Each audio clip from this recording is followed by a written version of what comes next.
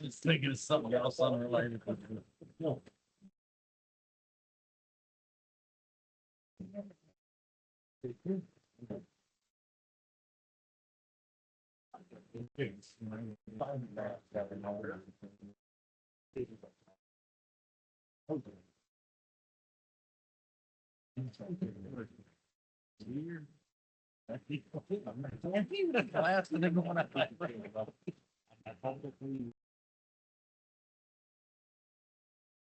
Now it's in my hand. I can't. Oh, I know.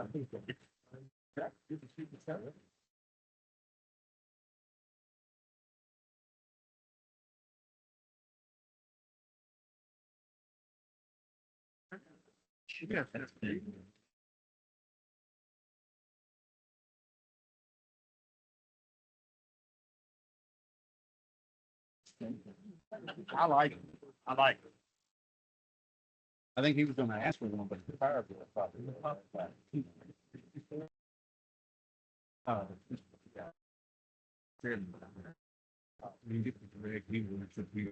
The new. Are you? Right.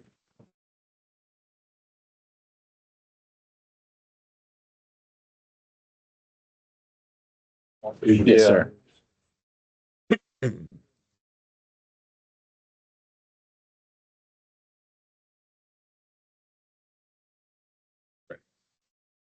All ready.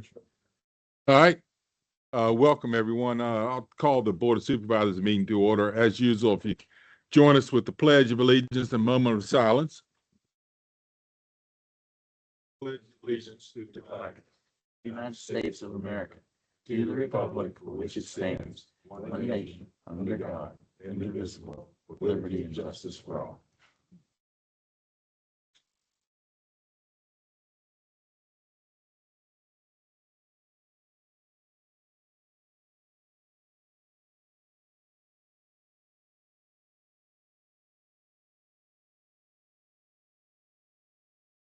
Okay, thank you very much. So let the record show that we do have a quorum with all members present. First order of business, the adoption of the agenda. Any changes or additions from the board? Hear none from staff? No additions, Mr. Chairman. All right. Okay, Mr. Chairman, I move that we approve the agenda as presented. Motion and a second to approve the agenda as presented. Any further discussion? Hearing none, all in favor say aye. Aye. Chair votes aye, opposed nay. Motion carries. Okay, the next item, public comment. Is there any general public comment? All right. What do you got back there, Alan? Federico? Nothing? Okay. Then we'll close public comment and we'll have another one at the end. Next item on the agenda is constitutional officers, county departments, committees, and organizations for their monthly reports. As usual, if you would, introduce yourself and tell us what your affiliation is and give us a report. So where are we? Let me get my glasses. I can't see who's got it. Mr. Chairman. Yeah, I had asked Alan to be present. I know normally his report goes into the building and zoning report, which is a great report. But specifically this month, he had RSA data or information, so I felt it'd be relevant for tonight's discussion. Yeah, okay. Mr. Nichol? All right, so you're going to lead it off. Yes, sir. So Alan Nichols, Planning and Zoning Administrator. Typical month with normal volume of notice of violations. Planning Commission is primarily doing ordinance amendment at this time. We do have one pending rezoning applications, and I've been approached about 2 special use permits. So I'm sure we've got some stuff that's coming up in the near future. We have 6 active site plans, and we're very excited. The wood preserver seems like they're about ready to go forward, which is just a great thing. Approvals are in order. Board of Zoning Appeals is scheduled to hear 1 appeal coming up soon. But the big point of discussion at this meeting is the coordination update for RSA. So Mr. Weekly and I had a very productive conversation with Mr. Gerald a couple of Fridays ago.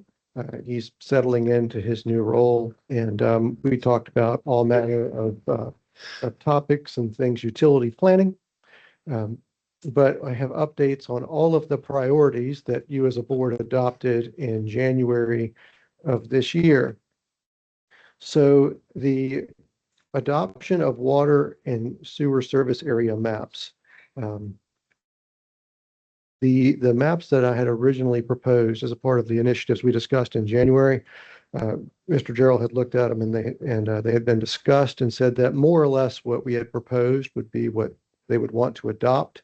David and other RSA staff are going to look at what's there and see if that's feasible, but they generally feel like that's where that's going to land. So did they have some of their own criteria as to what should be included in a map? I mean, it doesn't look like they would care. I think that's actively being developed under Okay. the change of leadership. All right. I think, previously infrastructure was there in what was built, but there was no master planning that went into that. I'll skip ahead a little bit and say that we did have a commitment that probably in the second half of 2028, we'll sit down with RSA staff and some of their engineering help, and we will begin work on some master planning. So we know where the utilities are going to expand to, what the cost of that is. So connection costs for developers are more clear and transparent. And we'll talk about that more tonight at our town hall. But that is coming, I suspect, at the end of 28. The next of your priorities was to establish an EDU management policy. We had proposed reserves of the newfound sewer capacity for the town for pending service to resettlement, a reserve for in-district health emergencies, so things that would happen within that sewer district that we are working on, and for non-residential use, so business and commercial use, as well as for school and government. The total of that reserve that we had proposed was 190 sewer ADUs.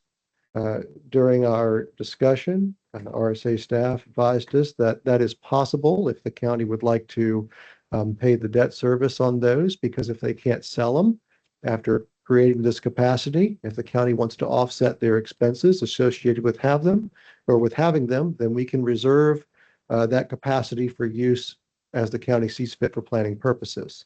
So that's a discussion that we should have at a date in the near future. Mm-hmm. Complete updated hydraulic modeling. Some of this is going to come with the master planning efforts. We'll have more on that as soon as we can get it, but it seems like that is in fact going to happen. The priority for improving transparency and communication, we're absolutely getting that these days. We're getting quick responses and transparent communications between RSA staffs and your planning staff. So that is happening, and very pleased about that. The shared GIS information. A few months ago, Mr. Gerald shared with me a GIS overlay that they have, which outlines where the existing water and sewer infrastructure is located and where some of the pump stations and other items are. That is not a public-facing document for security reasons, but we do have that. So if we have individual developers come today that need to know where that service is and what the general capacities are, that is now available to us, and it was not in January. So we're making positive progress with RSA, and we look forward to doing more of that as our planning efforts and development continues. All right. Questions for Mr. Nichols? No. No. Okay, thank you very much. Who's up?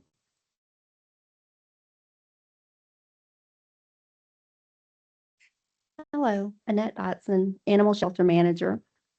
Our next upcoming community spay neuter clinic will be August the 27th.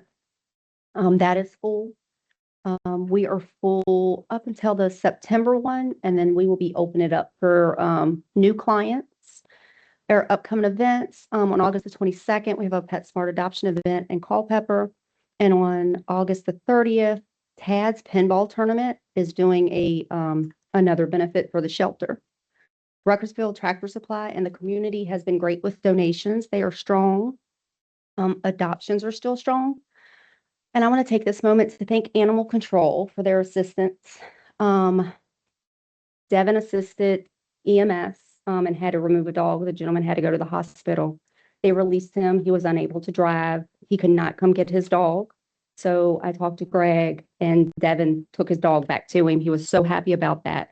He called to thank us for allowing that to happen.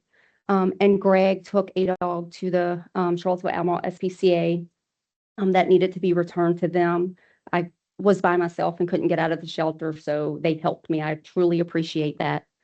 And the next big thing is the shelter has been recognized again. We have reached our no-kill status for the 4th year in a row. So they have sent us a really nice plaque. I received this letter from a lady in Northern Virginia. So she said that she was a local and wanted to send that to me. She wanted to stop by. She wanted to meet us and congratulate us. She was extremely happy with what Madison has accomplished. And that's all I have. So didn't you have something you wanted to show us? Oh, yeah. Their plaque that we received with their no-kill status. As being So a we- no-kill shelter. Yeah. Yes. Very we'll be good. hanging that All at the right. shelter. Thank you, guys. That's good. Thank you. Congratulations. Hello, my name is Tilly Strothers. I'm the HR manager. So we are currently in open enrollment. It started August the 3rd for health insurance, and the deadline to get any changes back that the employee needs to do will be the 17th, well, next Monday. And then the FSA and then the AFLAC, those deadlines are like at the end of the month. So I sent out notifications to the employees. I'm currently working on submitting some proposed personnel policy changes and hopefully can present that at the next meeting. That's it. All right. Questions for Tilly from the board? Okay. Good afternoon, Board. Jamie Wilkes, County Building Official. Alan gave you the planning and zoning report, but it's also in our report, you have the monthly DEQ erosion and sediment control report, and then the permits issued and inspections reports. Just a quick breakdown, we issued 112 new permits last month, 297 inspections excluding complaints, and then last month, 2 new dwellings were permitted. A couple notes, like I've been telling you, the code development's in process. The Virginia Department of Health, due to the ongoing drought, even though we've had a lot of rain lately, they have waived the fees for well replacement. So if your well dries up, they've waived the fees, which is pretty good savings, about $500. And that's going to stay in effect until further notice. We've posted that on the website as well, so people know about it. And the project updates, the RSA wastewater treatment plant is progressing. I happen to notice today they've started a new cell tower over next to MWP. I stopped by and talked to them. And the Hoover Ridge projects are continuing, including the splash pad. We have to work with the health department. That has to be permitted through them, just like a commercial pool now. But that won't be a problem. We work well with the health department and they'll guide us through whatever we got to do. And the report has other information, and that's pretty much it, unless you have any questions. Questions for Jamie? You got one? And Mr. Chairman, I'd just like to report that as of first part of the week, we've been downgraded to a D1 drought instead of a D2. The extreme southern end, like 0.01% of the county is still in D2, but things are improving, obviously, because of the rain. KBDI right now is between 100 and 200 points below normal for this time of year, which is really good going into the fall. Yeah, good. Anything for Jamie? All right. Yes, Jerry Carpenter, Madison County Parks and Recreation Director. Friday night, we have movies in the park, family night out with the movie Goat. No idea what that's about. Saturday, we have music in the park with Street Survivors, Leonard Skinner tribute band out of Richmond. That's probably usually one of my most popular bands we host. Fall sports signups are still going on now. Also, Color the Ridge fundraiser, selling tiles that you decorate for $100. They will go on a wall that surrounding the outdoor rec center when it's all done. And then September 19th, when next Music in the Park will be with Gone Country, and October 16th, Music in the Park with Brisk. Anybody have any questions? Questions for Mr. Carpenter? All right. Thank you very much. Jerry? Good evening, board. Calls handled in person. Oh, let me back up. I'm Greg Cave, Chief Animal Control Officer. Calls handled in person was 59. Handled by phone was 89. And we did have one mutual aid agreement. We got a call from Rappahannock. They needed help with our aggressive dog. And 21 after-hour emergency calls. I do have a special guest with me today. I wanted to bring her along and introduce her. This is Jessica Kidd sitting to my right. She's our new part-time animal control officer. Well experienced with animals. She's currently working on her bachelor's degree in animal science. Already have her enrolled as a member through FEMA. She's already completed her FEMA NIMS training, the 1, 2, 7, and 8. And she's already starting several other trainings through FEMA. I've been in contact with the academy, trying to see if they're going to host a training this year. They said maybe in 2 months, but possibility is going to be next year. So as soon as we figure that out, I'll get her enrolled in that. And training, we did have Mr. Burker completed some additional trainings through FEMA. Very good. And for Miss Welcome. Kidd, I believe you have some additional interests. You may be seeking maybe a degree. Would you like to share that? Yeah, I am seeking a degree in animal science for animal care and behavior. So definitely goes well. We always like to hear folks with post education. So welcome. Yep. Welcome. Thank you. Questions for Mr. Cave? Yeah. All right. Thank you.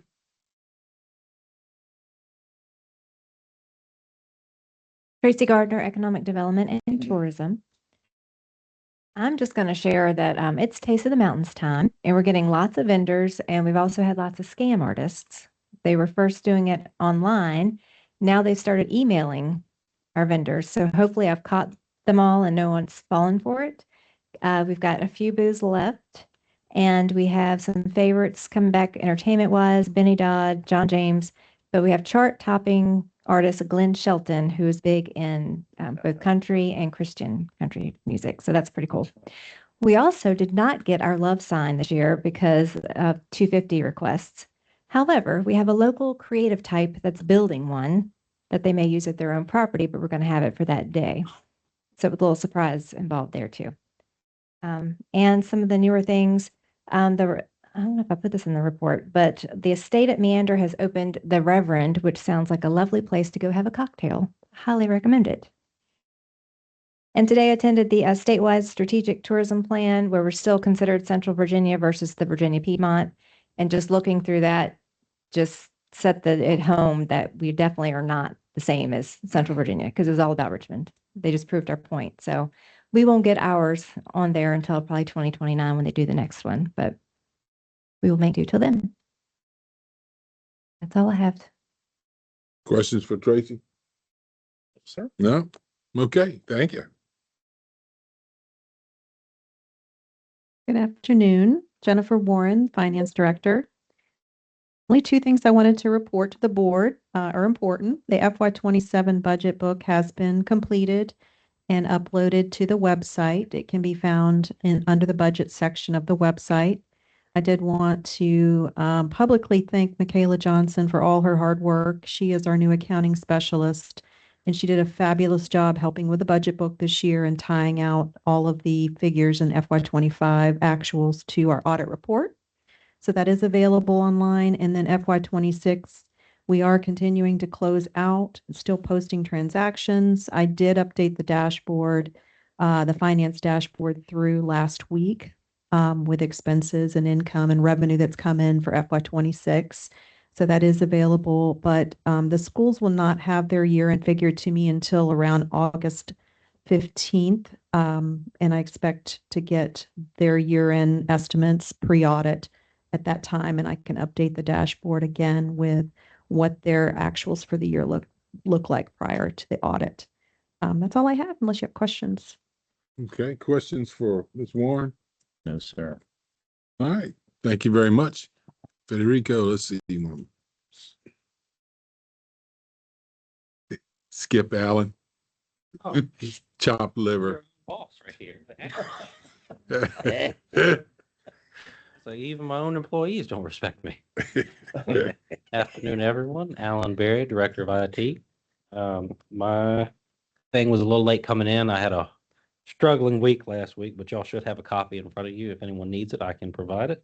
The general things I want to cover on is time and attendance should be fixed now. I said at the last board meeting we were having some struggles after Tyler switched us over to a new authentication method. That should have been resolved, and I believe we've handled all complaints afterwards. Kim and I have started the Just FOIA administrators training. We will be continuing into that until the first week of September. The second week will be staff onboarding. The other thing that I want to cover on is Tyler, the bane of my existence, has made us aware that they will be shifting to a cloud-only service model for their ERP. For us, we are an on-prem site for 90% of what we do, which means that we will probably have some kind of large migration into Tyler's cloud in the future. They have said it's not a forced migration. There are going to be associated costs in the future if we do not migrate. So depending on your definition of forced, it can be forced or it cannot be forced.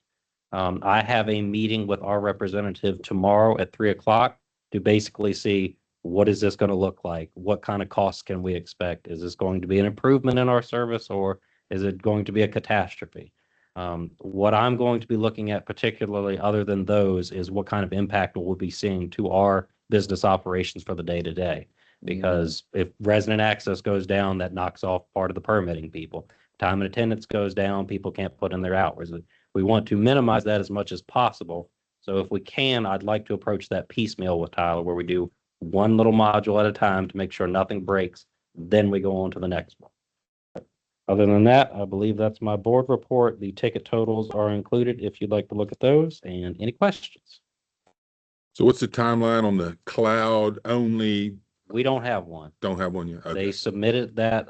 Well, the president sent out a letter on July 22nd. Our representative reached out to me, I believe it was last Friday. So we're in the early baby stages of it. I don't think it's going to hit like real hot anytime soon. I'd say expect next year for a lot of big companies to start doing the merge, but I think we've got time. Questions for Alan? Anything? Okay. Thank you very much. Good evening, Gavin Helm, Chief of EMS. Another busy month, a little bit busier than last month, 224 calls dispatched. Average response time just under 9 minutes, so we're right on target with those. We did have 8 mutual aid requests from Green. We answered 3 of those, 1 from Orange, which we also answered, and 1 from Culpeper, which we were not able to answer. We did request mutual aid in 1 time over the month, and that was answered by Green. And then we get to our NUA times, we're about half of where we were last month. So that's a good thing to see. I think it was 24 last month, so like exactly half. The minimum time was 22 seconds. The maximum time was 2 hours, 6 minutes, and 39 seconds. Average was 49 minutes, and the total time was 9 hours, 48 minutes. And if you remember last month, that was about 24 hours. So significant decrease over last month. In terms of personnel, I'm very happy that we had lost, well, not happy that we lost Jordan Peachy as a volunteer, but he is concentrating on his nursing career. So that opened up a part-time spot, which was pretty much immediately filled by Emma Meganson, who's one of our volunteers. So once again, the volunteer program has brought us another career employee, and she's outstanding. I'd love to have her full-time. We have hired a gentleman named Josh Andrew as a paramedic for us, a full-time paramedic. So he'll be starting on the 19th. He's very experienced, so he should be a quick precept. We still have one open position that we're currently in a search for.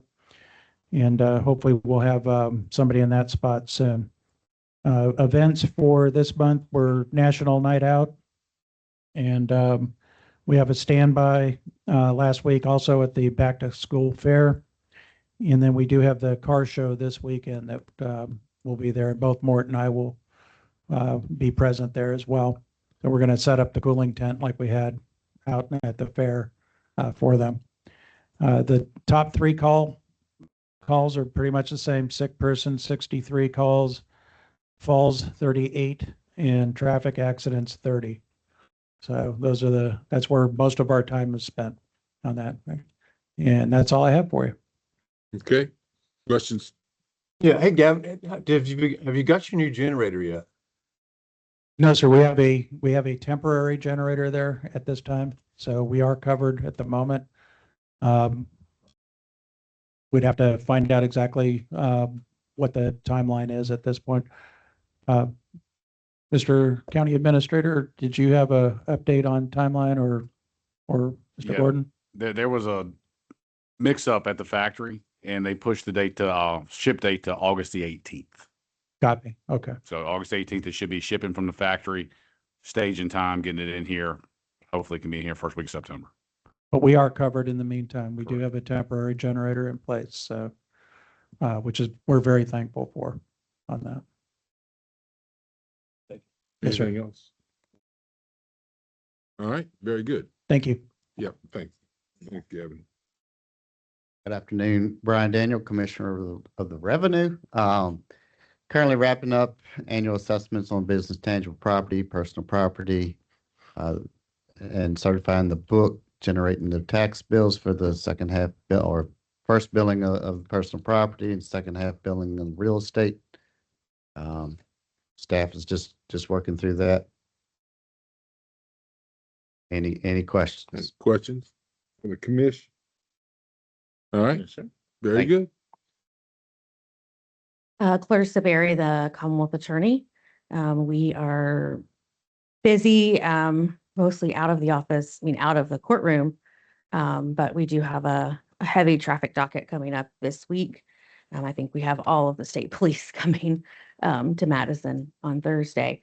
We participated in National Night Out despite the rain. I think the Sheriff's Office and Court Services should be commended on their efforts for getting that off the ground here in Madison. I've long been jealous of the other jurisdictions that had national nights out, and now I get to have my own. So I appreciate that. On a completely unrelated note, I did get a phishing attempt today.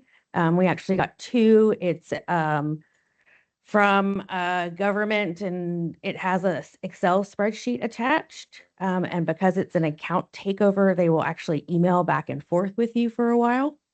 But it is not real. So just be careful and think before you click. Okay. Questions for Clarissa? Okay. Thank you. Sheriff? Good afternoon, Mr. Chairman, members of the board. I'll report on behalf of the Sheriff's Office. You have a copy of our activity report in your file from July 2026. Today was the first day of school. So our camera system, highway safety is up and running. Just let everybody know. If you come through there above 40 miles an hour, you may be getting a letter in the mail. So I'm not really sure. We had 3 vacancies at the Sheriff's Office. We had one gentleman started the school 3 weeks ago, and last Friday he decided that was not for him. So, and we have another individual that has applied to Albemarle County. He may probably be leaving us in the next 2 weeks. That'll give us a 4 vacancies. So my concern is if we lose another person, we end up losing someone. We have to pull a SRO out of the school system to help cover the road. So just want to let y'all be aware of that. Hope it doesn't happen, but in case it does, that's my only alternative to have manpower on the road. Any questions from the board? Questions? All right. Thank you. Yeah, thank you.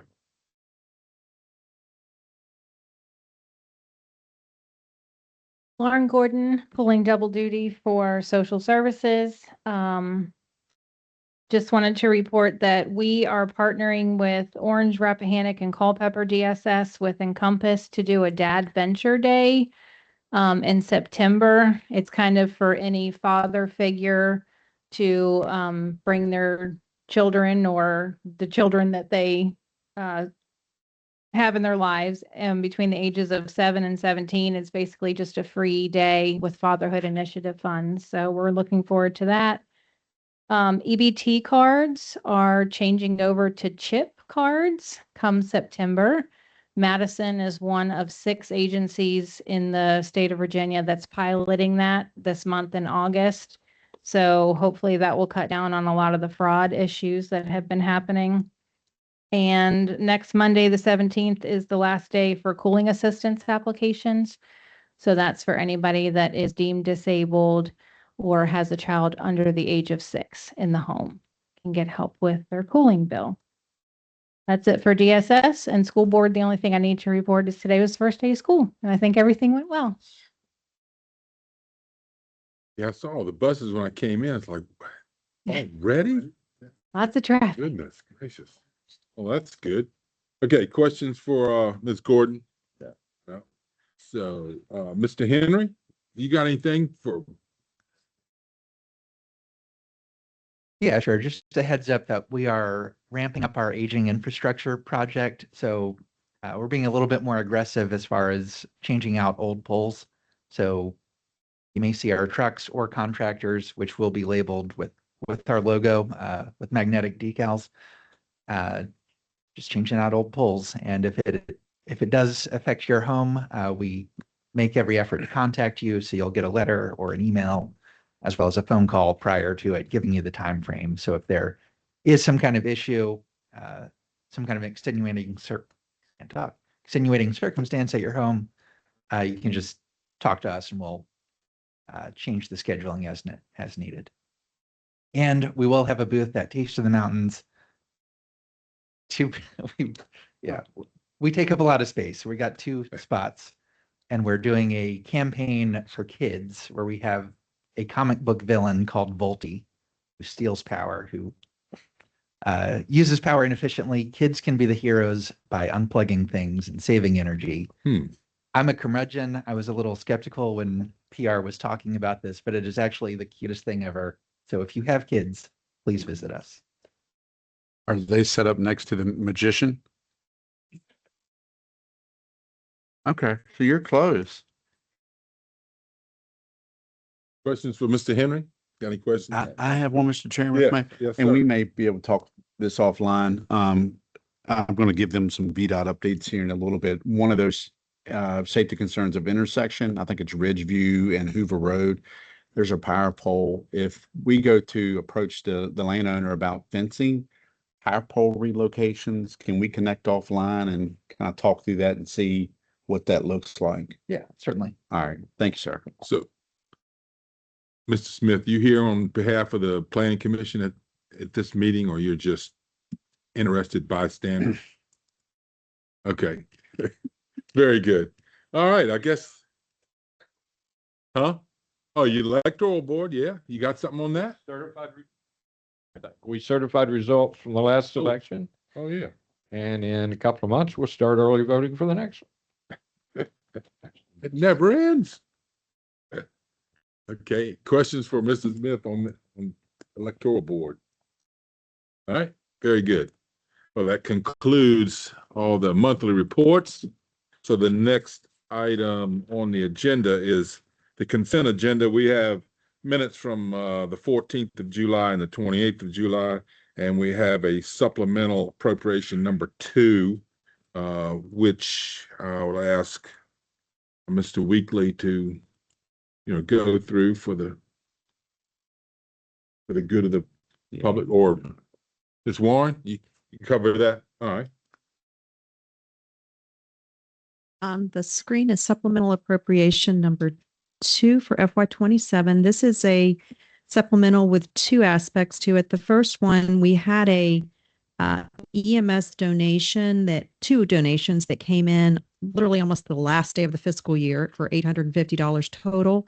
So EMS would like to ask the board to supplement those funds instead of them they're going to hit fund balance, obviously, for FY26. So the board would, if you could supplement it back into their budget, they would like to use it towards equipment other. So it's $850 in total donations that will hit accumulated fund balance at the end of FY26 that you would be appropriating back into their budget.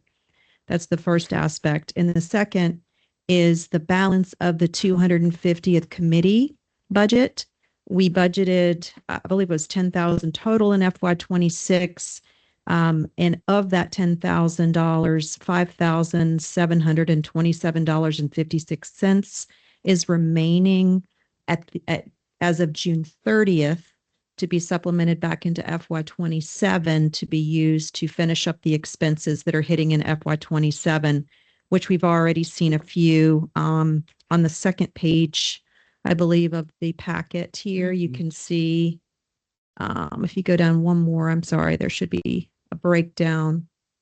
Yes, right there. You can see all of the expenses of the committee on this report for FY26 at the top. And then I put the July expenses that we have coming in. So available budget after paying those July expenses is roughly $3,300, but we would need to supplement back the full $5,700 for the 10,000, if that makes sense. Yeah. So as far as we're concerned, we'd already obligated, if you will, or appropriated 10 grand for it. So we're just moving it from FY26 to 27. The remaining Basically, balance. the 'Cause remaining. we're not sure, Mr. Chairman, I know you have Madam Chair who heads that 250 committee, Ms. Sharman. We're not sure what expenses we may incur the rest of the year. I know the committee met last week or so, and we kind of talked about some upcoming events, so there may or may not be additional expenses, but just in case they are incurred, it would be a recommendation to move that remaining balance. Yeah. Naturally, if we don't have to spend it, we won't. It'll return back to fund balance. And I'm not sure if Supervisor Sharman has anything she wishes to add. You got something? Thank you. And Ms. Warner, I'm just wondering, with the town of Madison donating the $1,000 to the committee, I'm wondering if that's within this 5,000. I'd have to look back and see, was the town 1,000 and we were 9, or were we 10 and the town was 1,000? I will look at that and let you know. I But thought we were 10 and then they donated the 1,000. Is that right, Tracy? Yeah, I think they had office. I don't think. Well, they're just asking for collection on that. So I was wondering. Yeah. Well, if you look at the budget report that's up on the screen, per the supplemental appropriation that we did in FY26, it was for $10,000 total. I would just have to look back at the town to see if they donated any funds or how it was donated. But what the board actually appropriated in that supplemental back in FY26 was 10,000 total. Mhm. But I can definitely answer that question after I look at revenues to see. Okay, I just wanted to make sure it was accounted for. because- Absolutely. Yeah. So That's- this is just going by the supplemental that was approved for 10,000. There's 5,727 left remaining at the end of the year. All right. Any further Yeah, go ahead. You got something else? I don't have another question for you, but I did have a report from our school board, my school board meeting last night that I attended, and Jacqueline Mao had come to the school board because Graham Davidson had asked her to approach the school board in adopting our Madison County, no, what was it? It's Madison, Virginia, It's You music for the whole school, that will be their theme song that they are going to be adopting from now until, or whenever. So I thought that was great, and Jacqueline's the one to do it. So. All right, so if there are no further questions, I'll entertain a motion on the consent agenda. Okay, Mr. Chairman, I move to approve the consent agenda as presented. Motion and a second to approve the consent agenda as presented. Any further discussion? All right, hearing none, all in favor say aye. Aye. Chair votes aye, opposed nay.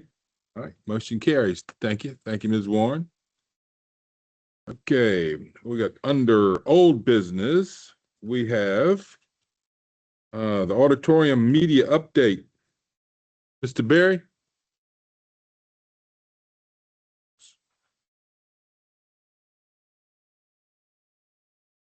Right, so I have brought Federico with me just in case we need to go any deeper.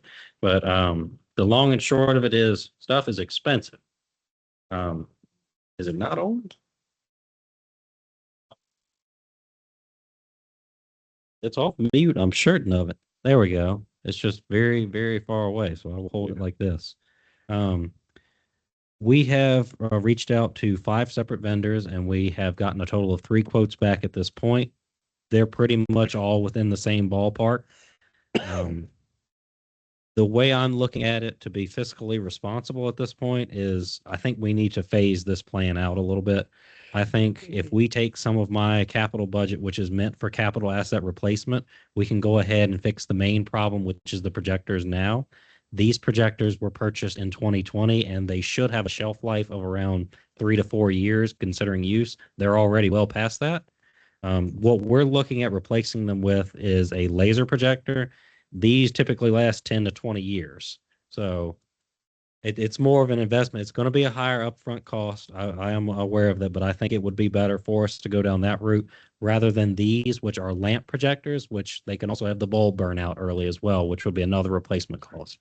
The middle ground is a LCD projector, which like the lamps, they can have their bulbs be shot before the end of their life expectancy, which is an ongoing maintenance cost for us. They typically last around the same amount as a laser projector, but the maintenance costs are what's going to edge out the laser, in my opinion. I don't think I can share numbers in open conversation yet, since this is still an active bidding process, but I think they're pretty much all the same. I think what we need to do is go ahead and pick one of the laser projectors that we got quoted for and just move ahead with replacing them. And then for FY28, the next budget cycle, we look at replacing a lot of the stuff in the back, get the wires mixed, uncleaned up, and we go from there. The microphones are probably going to be the most expensive part of this, which is why I want to save them for next year, because it's going to be expensive to replace the stuff. Yeah. So the TV option is not in the mix at this point. The labor costs for replacing the projector screens with televisions was quite high.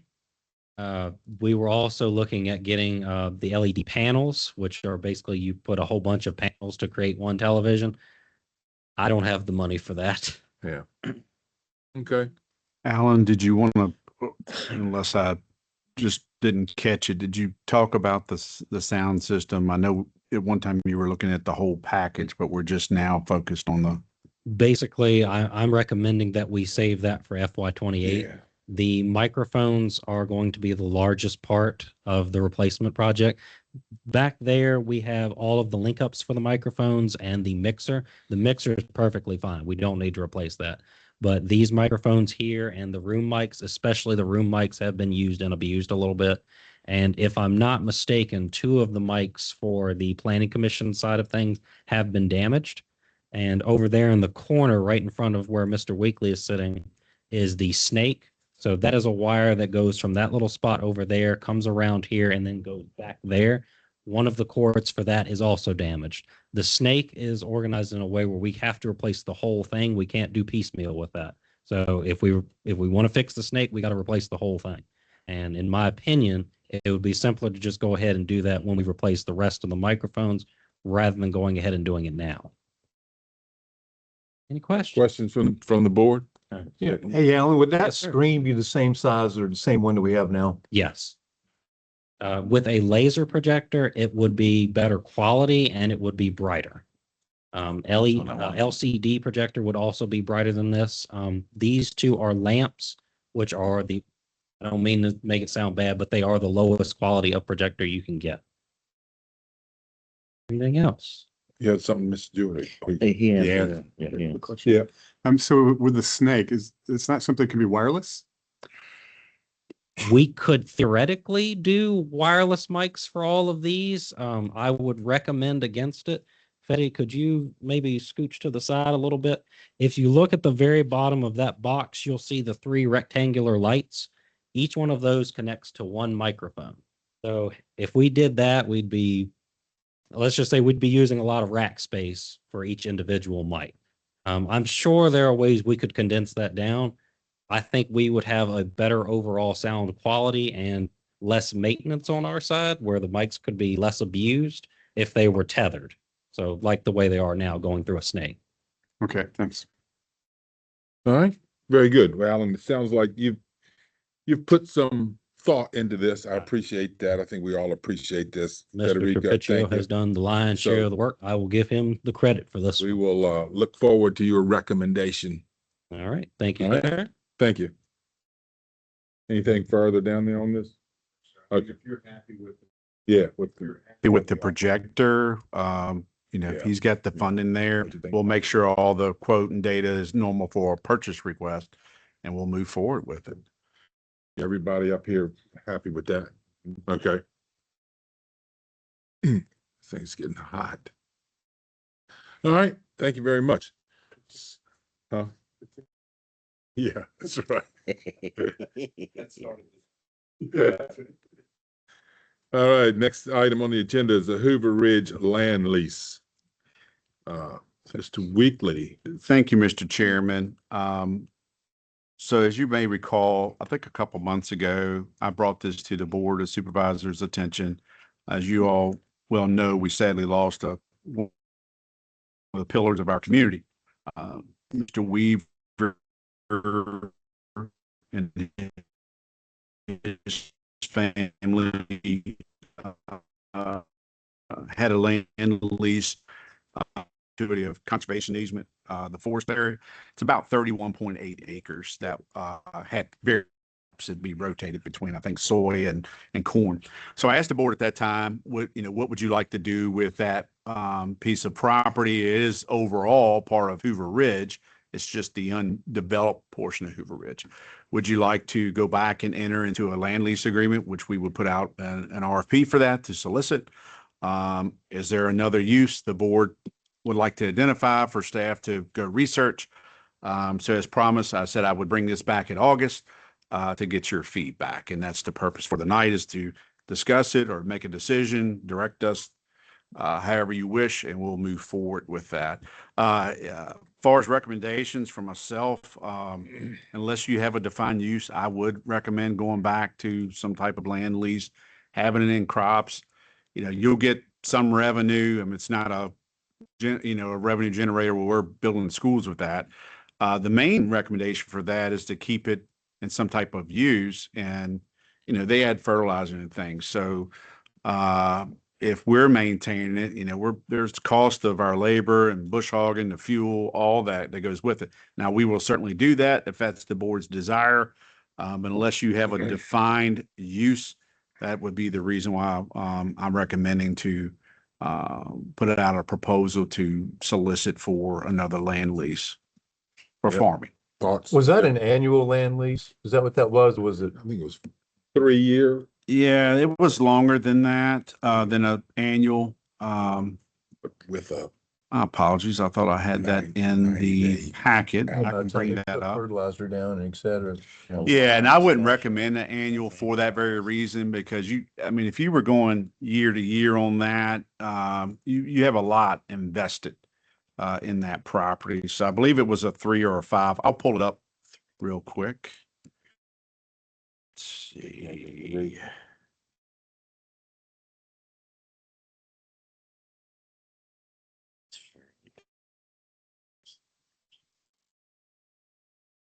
But while he's looking for that, everybody on the board, we feel like we ought to go ahead and entertain some sort of lease to 5 year. keep the property maintained anyway. Yeah, Mr. Wright just confirmed it was a It 5-year was a 5-year with with a notice of 90-day termination. out. Right. You could, I mean, whatever you set your term, we would just recommend having that termination language in there. So if you wanted to do something different, either party could do that sooner than later.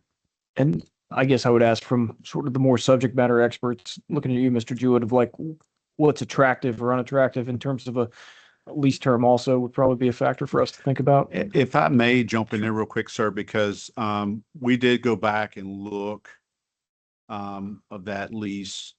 And for some reason, I was thinking it was $1,700. It was a little over $1,100 annual. So that was less than the per acreage that you and I, you had maybe recommended. So I just wanted to interject that before. Sorry, Okay. sir. No, Mr. Wright, 3 years is common in the county, and all my leases are 3 years. 1 year is not attractive because you have to put certain, for example, lime, that's amortized usage over about 3 to 5 years. So 3 years is standard. Yeah, I'd like to see more of a 3-year in case the EDC or some other purpose comes up for it, and we're not locked into the 5-year, where we have to wait. The going rental rates, I would anticipate that the rent on that should double. Okay. All right. Per year. So am I hearing mid? Well, yes. go Yeah, ahead. I would say, I think perhaps we should put in form of a motion to have staff and legal counsel properly advise, advertise for this. Mr. Chairman, I'd like to make a motion that we have legal and the county draw up documents for a 3-year lease and advertise and get somebody in there. Second. All right, we have a motion and a second.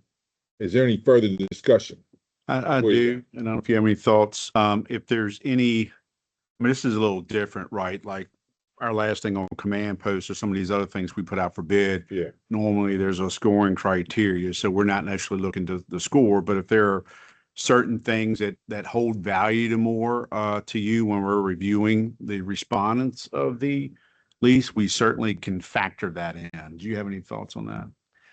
I would guess, are there certain things we want to specify? If we're asking for proposals, are there things we want to restrict it to versus not? And I am talking out of pure city Virginia Beach ignorance here when I ask these sorts of things, like, would somebody turn that into a hog farm, which we wouldn't want, right? Are there other sort of considerations like that we want to just sort of limit it to? Well, I would limit it to cropland. You can list it off: corn, soybean, wheat production. That's common for this area. The other thing you might want to consider is, do you want to permit sludge on that land? Which I would say no. That's a ticking time bomb, but that's another issue. We have negotiating range. How are we going to negotiate the contract as far as a price range? We just want to leave that open. So that was a very good question. That's kind of where I was hinting. I shouldn't have danced around that. If there's a, I don't know if we want to put land lease proposal should include fair market value, or we could leave that open and just evaluate on that. You could, I guess you could put a minimum in there. Going back to your prior statement, I definitely think if you want to prohibit land application, we certainly would want to put that in there. If you'd like, I can give you a copy of one of my leases. Is a guideline. Oh, no, I'll send it to you. And if you wanted to look at the existing lease, I can bring it up on the screen if you want to put eyes on that. Okay, let's see. So I went to your email. All right, so we want to limit it to forward you crop 2022 and lease. no sludge Fair market value. and fair market value. Those three things. And it allows, like my lease, for example, he'll get a chance, but it also specifies they can use any EPA approved legal pesticides or crop protectants. So you just can't go out there and set the field on fire. Cropland, yeah, fair market value, okay. Well, you can put a cannabis restriction because that is actually permitted. Hemp, As a crop. although people have gotten away from it because it never panned out. If you would like to see, Mr. Gordon just brought up, this was the recent, where it was revised in 2022. Yeah, what was the statement on that? So You looking at it, Brian? Or- yeah. it's on the screen. So it tells you the amount of acreage. I don't think really we got into any of the crops or Okay. no sludge. It was pretty straightforward. All right. So we will take those things. There you go, the farming use.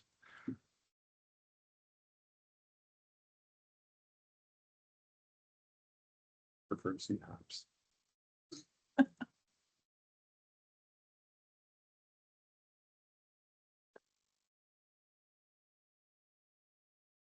Yeah, well, dealing with Hunter was a handshake and looking in the eye and knowing what he was gonna do all along, but.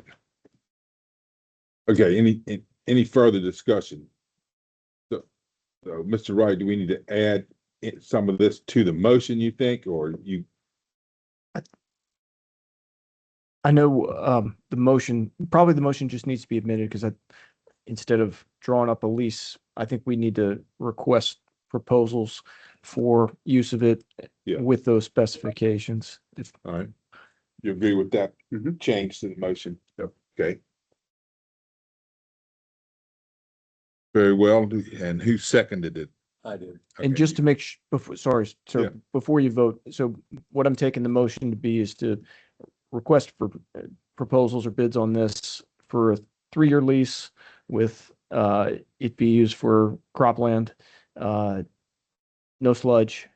Fair market value. And fair market value. Correct. Okay. That's it, right? All right. Any further discussion? All right. Hearing none, all in favor, say aye. Aye. Chair votes aye, opposed nay. All right, motion carries. Thank you very much. VDOT intersection updates, Mr. Weekly. Yes, sir. Let me go back to the agenda here.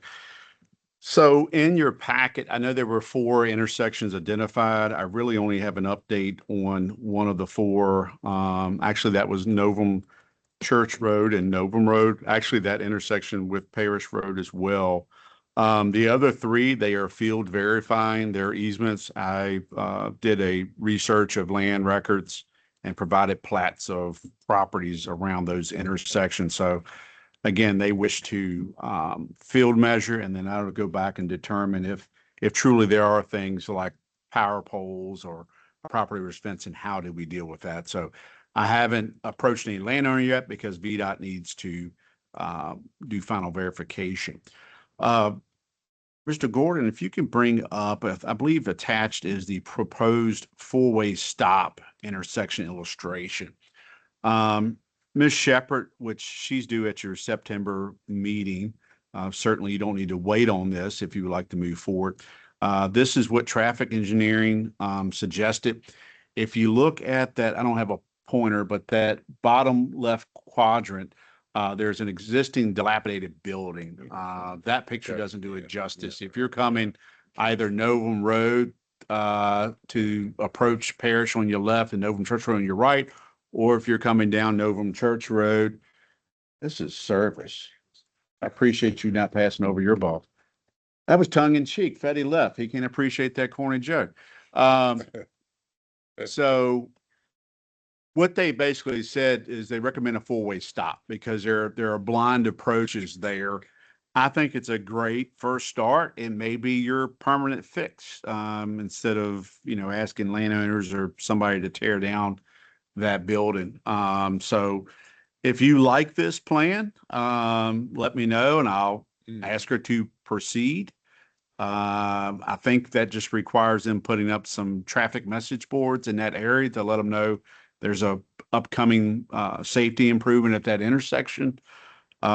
Certainly, I think it'd be welcome. And it comes with all the approaching signage as well. So you don't just run up on a stop sign. They have distances that warn you of that. Yeah, Brian's giving you appreciation of that, how you're blocked. If you go back up Novum Church Road, as you approach that, you're in a blind spot. So whether you're in a car, horseback riding, or cyclist, it's a very blind. So I think it's a great suggestion by them, and I would encourage you to approve of it. And if so, that should be done relatively in the near future. Yeah, that building's, I mean, it's just terrible location. It's the old store, right? I think so. I think they called it a community center. I don't know the last year that was actually in service. I think there's a mirror that tries to give you some help across the road, but yeah, I roll my windows down when I go through there just to listen for traffic before I pull out. All right, questions or discussions from the board about the option here? Good idea. So I think if it's overall consensus, I don't think I need a vote on that. Overall consensus, then we would just say, please proceed with your safety improvement. It's the sheriff or Yeah, out of courtesy. yeah. Hey, Sheriff, you think this would help? I mean, it can't hurt, right?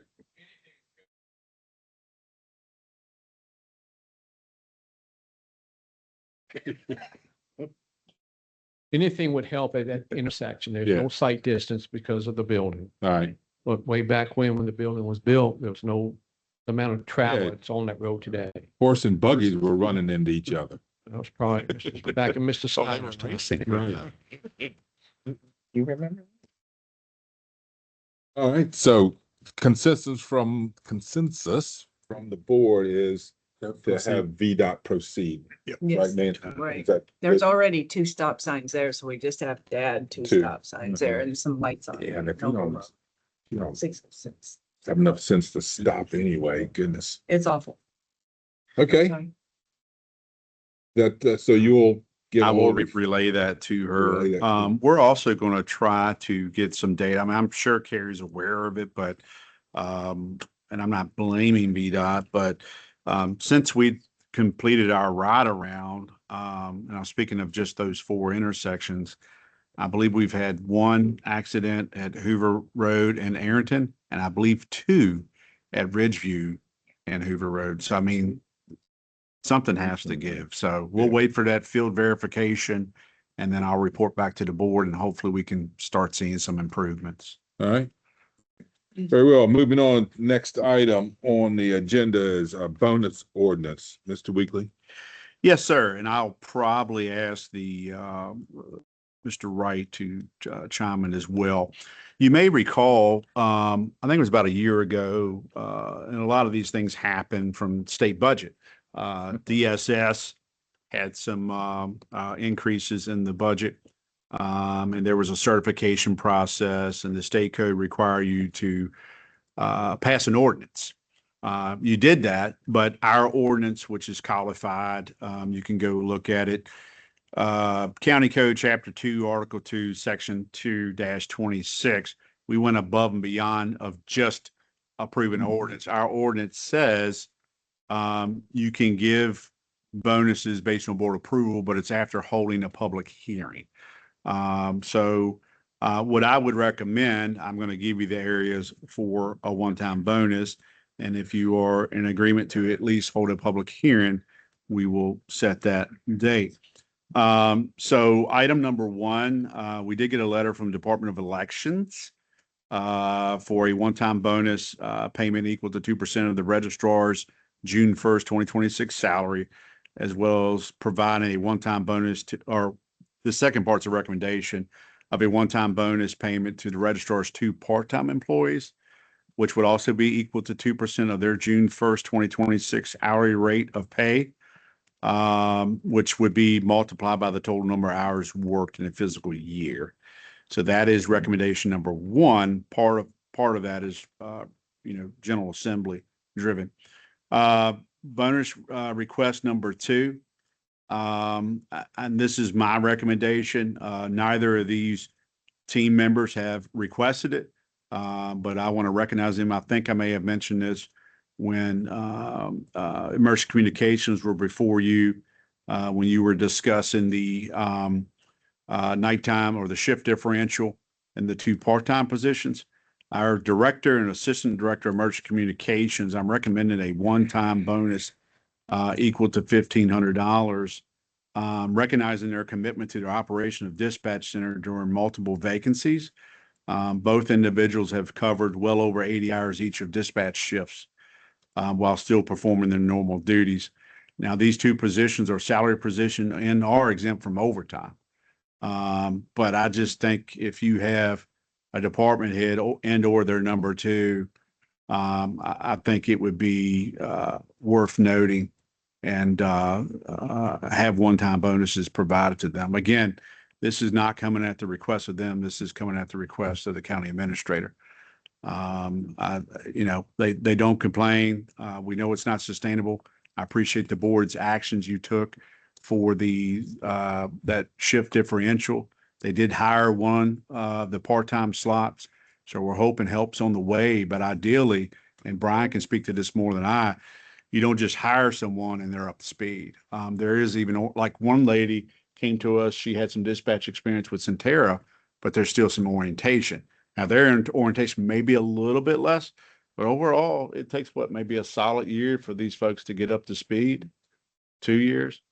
So we need to get some folks in there, but that's why I'm recommending bonuses for those two individuals. Should you wish to entertain that and possibly approve, again, per the county ordinance that I cited the code section, it would require a public hearing to do that. And I believe we would prepare a resolution for you to consider if you chose to adopt after the public hearing. So that would run us well into September in order to get it advertised properly, right?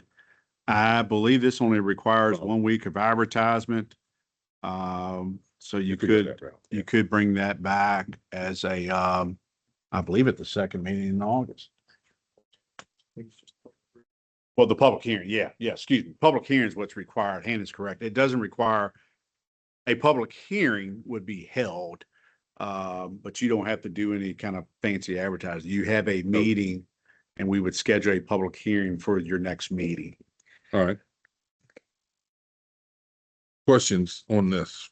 So I got two. So the first one with the registrar, I think you used the word recommendation, but I think it's more of a mandate, right? It's a split, and I'm going to ask Ms. Warren to correct me or add to it if she wishes. So there's a letter in there. Right. So one of them is the Department of Elections in a letter as part of the budget is the adjusting the salary and providing a one-time bonus equal to 2%. What I said is a recommendation, and forgive me for mincing words, the other half of that was for the two part-time positions. I don't believe the part-time positions were recognized in that letter. So we're just trying to keep parity in that office. If you choose just to do what's in the Department of Elections letter, it's perfect within your purview. We were just trying to look at it as a department. Sure. All right, and then for the second one, for the emergency communications one, I'm in favor of those things, a bonus for those two individuals. But would that be coming out of fund balance or out of their budget at this point? Unfortunately, they usually have money left over, but this is early in the budget season, so. Excuse me, my thought was Or we would contingency. accrue that back to FY 26 if it's Oh. if it's related to FY 26 Okay. performance. Okay. I will ask the auditors, we'll make the adjustment so it hits their budget for FY 26, which they have plenty of Which they have surplus. money in. Yes. Yeah, okay, cool. All right. So anything further on the registrar? I mean, we're gonna go with the whole department, I would assume, right? You think? Yes, sir. All right. So then, would you like to have a motion on that? We want to go ahead and advertise for a public hearing on this? I'm sure we need a Why motion not? Yeah. for it, but it's fine. Go ahead, let's have a motion for it then. Mr. Chairman, I make a motion that we authorize the county administrator to schedule a public hearing in accordance with County Code Chapter 2, Article 2, Section 2-26 for the purpose of proposed bonuses. Very well. We have a motion and a second. Any further discussion? And that's understood. We'll schedule that public hearing for your next meeting, which is August 25th. Okay. Any further discussion? Yes, sir. All right, hearing none. All in favor, say aye. Aye. Chair votes aye, opposed nay. All right, motion carries. Right, we have Hoover Ridge Outdoor Recreation Project. I'm going to just do a little icebreaker and hand it over to Mr. Gordon. This item is on your agenda twofold. One, Mr. Gordon can give an update on where the project is currently. And we'd like to talk about, overall, which elements or items remain for the project. I've heard a few board of supervisors mention, just overall, we should get this done. That takes some things to do that. So I like to say that last. So Mr. Gordon, will you please give an update of where we're at and what's remaining, please? Sure. So change orders 4 and 5 have both been signed. Change order 4 was the splash pad preparation. They have to go down grade below that, get it ready for that thing to be installed. Change order 5 was for the installation of the power conduit so that REC can put their transformer/meter in place. We're actively working with Valley Automation, who is actually, we went on RFP last fall from electrical engineer and slash contractor to get lights in there to light that area up for the hockey rink.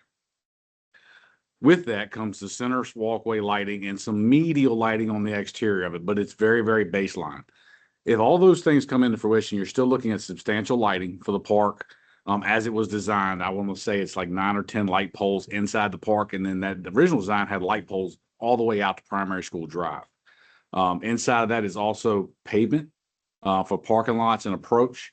I'm going to look into that. I don't see why tar and chip wouldn't work, which could be a massive cost savings, probably roughly a third. Obviously doesn't last as long, but for the amount of traffic in there, I'm not sure it wouldn't serve our purposes and be able to forfeit that up. For all intents and purposes, once the splash pad gets done, the surfaces are going to be there. It's just the amenities, the lighting, the concession stand, the approaches, the ADA parking pad is already there, but we have to build the lot up to meet it. Looking at our original numbers, it was roughly 1.4 to complete it before we did the splash pad. That is a pure shot in the dark at this point. The numbers are all over the place. Escalation, inflation. Every time we bid something, it's higher than we expected. With the exception of the surfacing, that was actually lower than what we had expected on the inflation side of it. I think that was roughly 600,000. That was spec'd around 1112, somewhere in that area. So the only way to really know what's left is to bid it out and to see what the market is looking at right now. I don't know if September of the year is the best time to do that, but there's not a lot to be done from a surface standpoint, but there's a tremendous amount to be done from a utility standpoint. What I like to add to that, timing when you're doing construction is definitely one thing. What I'm getting ready to say next, I preface it by saying I'm not encouraging, let's just go borrow more money. But what I will say in the borrowing arena, we have not brought to the board of long-term financing of the 4 million. It was actually 4.1 or something. There's a cost of issuance to borrow that you did last September. So at some point in the near future, you would want to term that out. So I only bring that up as relevancy. If you were to choose to say, yep, go out for bids for the remaining so you can get an idea, and then it's your option. If you say, yep, we like to complete this project, then I think we would look at packaging that with the 4 million and doing it that way. So, but I'm with Brian. We've talked about this for a while. I went out to the site like last Thursday. We've been doing it the way that we have based on the fund availability. You all will talk later on tonight about school construction and cost and things like that. The county does a good job of being prudent with the funding that's available. And that also includes encouraging debt service. So while we think it is, or I'll say this, I think it's a very neat addition for the public, those watching. the reason why we have not just completed one time. We're trying to do it based on fund availability. But certainly, we can get, invitation for bid out to find out what it could cost. Because it may do one of two things. You may be able then to look at, is this something we want to stomach? Or at least we'll have a number to, whether it's a foundation or whoever that may be out there that has not struck a big check yet, that they may say, hey, these are actual numbers. Yeah, let's get it done. And then you name the thing after your large donors. But, so that would be the recommendation is, if you want to know the cost and timeline of possibly getting done, let's get it out there. We would hold a meeting, to see what's left and get it out there, to see what that looks like. I think far as the timing, if you wanted to, if it got towards a contract thing, we can specify work to commence in spring of 2027 or whatever. Well, we're not pushing, we don't need to push any more dirt around, do we? So. No, all the groundwork has been done. The Yeah. only thing left to be done around the immediate splash pad is still about 6 inches below grade. So once that's done, it's in Ryan's contract to come back in and put topsoil on that seed to do all the things. So I mean, for all intents and purposes, from the basketball courts back is fully completed. The only you have a small, and once you're on that middle sidewalk, everything on the right-hand side is fully completed. Well, with the exception of the lighting and things of that. The stuff that we need to do would not be impeded necessarily by winter weather. Things like pavement definitely would be, the concession stand potentially. I mean, building this. Yeah, you're not talking about a massive project with that. Jerry, correct me if I'm wrong, it's 20 by 20, 30 by 20 concession stand. Something like that. It's not a huge project as far as that goes. The biggest thing is you have concrete work that would need to be done. You don't want to be doing that when it's sub freezing temperature. We forfeited about $55,000 worth of concrete around the splash pad in this last change order because it just got too steep. We didn't have the money to cover it. So those type of things are weather dependent. But by and large, electrical, it's miserable doing it, but you can pull wire when it's 4 degrees if you had to. Questions from the board on this? I guess. So there's the items that need to be done yet. If we put out a invitation for a bid, is there going to be somebody that can want to bid on all this different stuff? I don't know if you'll find a one-stop shop. You could find a general for sure. You have, as Brian said, you have paving, some other hard surface concrete, the concession, the lights, like the sewer pump, which that's not a big deal. So those are your really big items. I think you definitely could find one GC that would, if there's a portion they don't do lighting, they'll find a sub. We can write it in the contract, or actually, I think it's in our financial policy to encourage use of local vendors. So we can make that a stipulation. We know there's interest. I won't mention business name. We know there's interest from local vendor for the lighting. But I don't believe that company could turn around and also, build it. So it would take a partnership. And that's been done now. You got Ryan Walls as a GC, or Walls Excavating, excuse me. And then you had SW Williams come in to do the paving. And we had Landscape Structures or Sparks at Play. Well, that's kind of where I was going. So you'd put out an invitation for bid for the electrical, separate from an invitation for bid for. No, I'd package it, man. I'd package the whole thing together. Okay. Get under one roof. What the play here would be is to get Walls Excavating in the room with our engineer, put the as-built on top of what we have and know exactly what we have from there, where everything is, so that we don't dig stuff up and that type of thing. But if you're going to go about it this route, I think we're by far better off doing a turnkey package with something. Okay. Would that be with a firm drop dead date though? I mean, that's what I would be looking for. You generally price wise for one thing, and a drop dead date of it doesn't just keep carrying out for a year and a half. Generally, a lot of our most recent projects are anywhere from I don't know the magic number, but it's been like 210 or 240 days from execution of contract.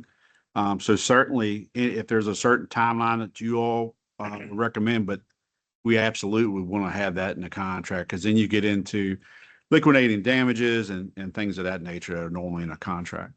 What would be that drop dead date as far as Parks and Rec go? That would be probably in June because the splash pad would be ready to be opened back up or opened up.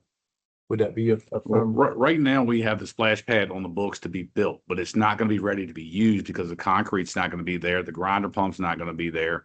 We did that. We did a change order because we had the money and we saw escalations coming every time we talked to them. So if you started waiting, you were going to get to a point where you weren't be able to afford it with the money that was donated for it to start with. That's what I'm saying though. I mean, right now you would want to be at a completion date by June-ish, so that could be Correct. opened back up. In a perfect world, you're exactly right. Yeah. I mean, we're And supposed to wait till next August again to have that opened up. 100%.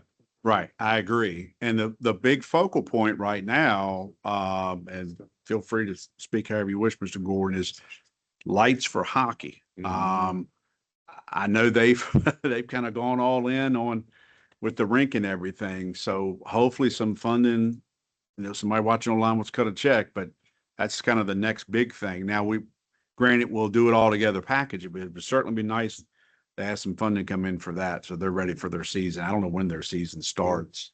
Do you know? Is that September, October? Okay. That's that. But to answer your question, yeah, there would be a date in there, liquidated damages. Now, both parties could agree on an extension. Usually do that via change order too, just due to whatever both parties agree. But you definitely want a target in there or an actual contractual date. So we're moving along. Yeah, well, and we also going to need to be able to factor in labor. When that gets complete, when you're doing your budget, you're going to have to factor in the labor that's associated with that in FY28. Yeah, well, I mean, I think we need a number. So I think the way to go is to, put out an invitation for bid and so we can get that number. And then we can decide how we accomplish that. That, as long as that's consensus, we don't need to vote on it, but as long as the consensus of the board, we can do that. Because we would not commit. We would bring you back the information. Okay. All right, very well. Thank you very much. Do that. All right, we are down to information and correspondence. You have anything, staff, on that? Tracy, you want to plug? Well, I know we're a little bit away, but you want to plug Taste of the Mountains or anything?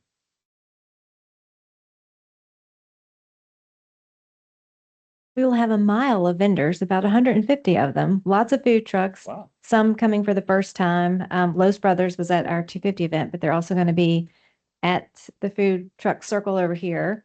Country Kettle with Greg Cave will be in the middle of town, near Wolftown Roadton Club. Magic shows again, music, top charting artist Glenn Shelton, magic, lots of handcrafted. We've got some authors as well. And Animal Shelter, I'm sure, will be there again too. So we'll try to get, if they have anything to adopt, we'll get them adopted that day. They always do. Okay. And lots of advertising because Orange is doing theirs again this year. It's only happened twice in my 26 years. So they will learn. All right. Okay, we're back to public comment. Any general public comment? Ms. Yes. Sharman, I was able to locate that $1,000 donation from the town. I just wanted to let you know it did come in. Thank you. And for point of clarity to our wonderful audience, Mr. Chairman, the Board of Supervisors will here very shortly adjourn this meeting. The town hall, the joint town hall will begin at 6 p.m. So they will reconvene their meeting. So just because they adjourn doesn't mean they're going home for the night. So some of you may be here for EDC joint town hall. Just wanted to let you know. Thank you, Mr. Chairman. That's it. Okay. Then no public comment back there, Ryan. Okay. Very well, then we will close public comment. We have no closed session tonight, so I'll entertain a motion to adjourn. Second. We have a motion and a second to adjourn. Any further discussion? Hearing none. All in favor, say aye. Aye. Chair votes aye. Opposed, nay. All right, we are adjourned for this meeting.